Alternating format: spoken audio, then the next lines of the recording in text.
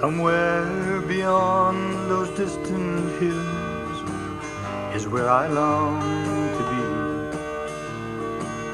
The rivers and the lonely lakes are calling out to me, saying, come back home, old man, back home where you belong. 'Cause time for you is running out, and you've been gone too long. So take me to the country just the way it used to be. Once more ride her rivers and sleep beneath the trees.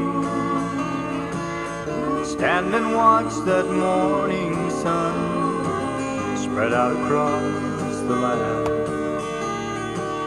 And if I only live one day, I'll die a happy man. In memory of Francis Leslie Campbell, my best friend, my teacher, and most of all, my wonderful dad. My dad to me was the best man in the world. He was born in Mulligan and moved to Riglet when I was just 2 years old and lived there for the rest of his life. To him, Riglet was his home, and he loved it. He married my mother, Evelyn Shylock, who he met while she was teaching in Mulligan. I was an only child, and where my mother worked all her life, I spent a lot of time with my dad. As all young people, it's only later in life when you start to think of your childhood, and I know for sure that I had the most wonderful dad that thought the world of me. He taught me so much about life, caring for other people, and how important it is to share. He would go without to give to others. We were best friends who could have the longest yarn about things, especially hunting, trapping, fishing, cooking, and funny stories. If I had questions on anything, I would always call him, and that's one of the hardest things I had to deal with when I lost him, was I couldn't call him anymore.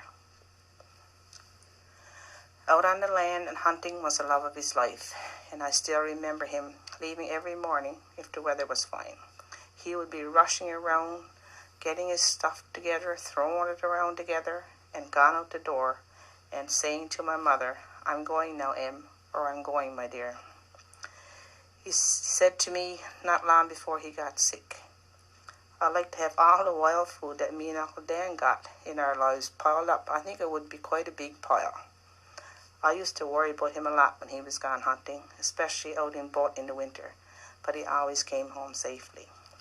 One time he was after 4 wolves at Charlie's Point, and I remember sitting up by our tent crying, scared the wolves was going to get him.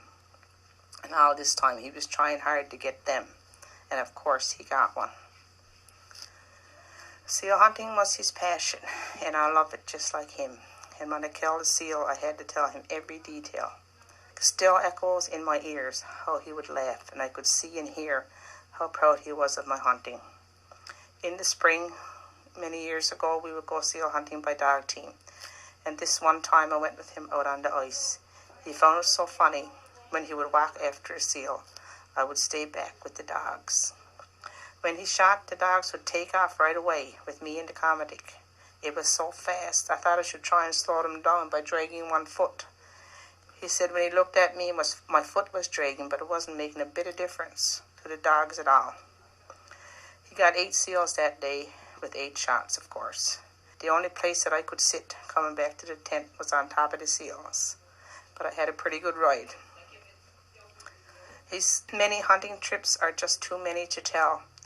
He loved after black bears, and just days before he passed away, Hubert killed a black bear in Snooks Cove, and he listened to all the details, and one thing he told us was when you shoot a black bear, it will always run or jump in the same direction it is pointing, and this one did. He really enjoyed it, with yet a little laugh, even though he was really sick at the time. The trapping stories are endless. He took great care with his catch, and taught many a young man how to get the best skin of fur for sale. He would always joke with my mother, and when he sold his fur, he would come back to the house, leaning on one side, and say, I got too much money in my pocket. and a good laugh, of course.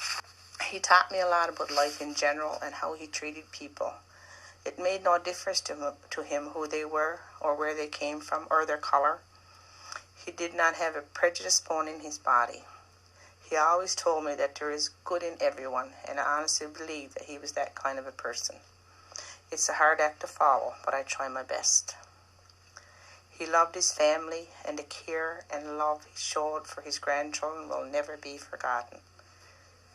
He treated each and every one of us the same. If he called one, he had to call them all. He carried them back and forth from our house to theirs 12 times a day if that's what they wanted. If it was cold, he would warm their beds. When Hubert and I got married, he treated Hubert just like his own son and spoiled him just like the rest of us. If he thought he needed a new comic, he would give him his best one or get him a new one.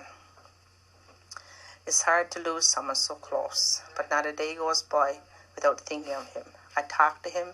I know when I need him the most, he's there, and I can honestly feel it.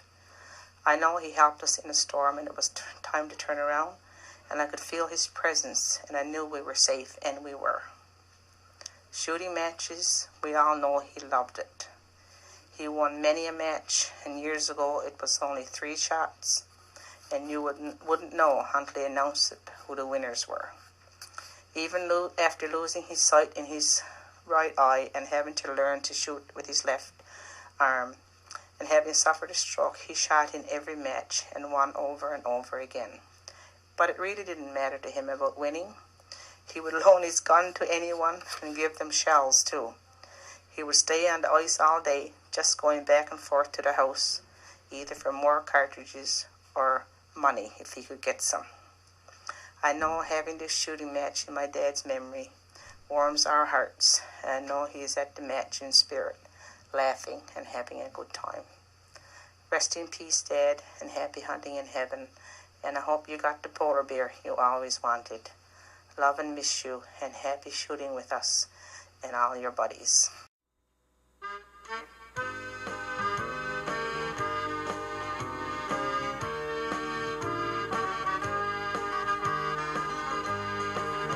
How well I remember those days long ago, with my gun and my snowshoes through that new fallen snow.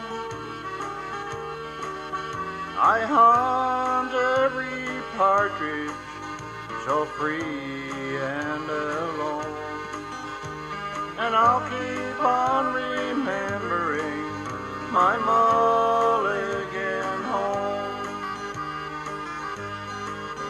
The whispering breezes, the scent of the pine, the tall golden birches all left far behind, but they'll live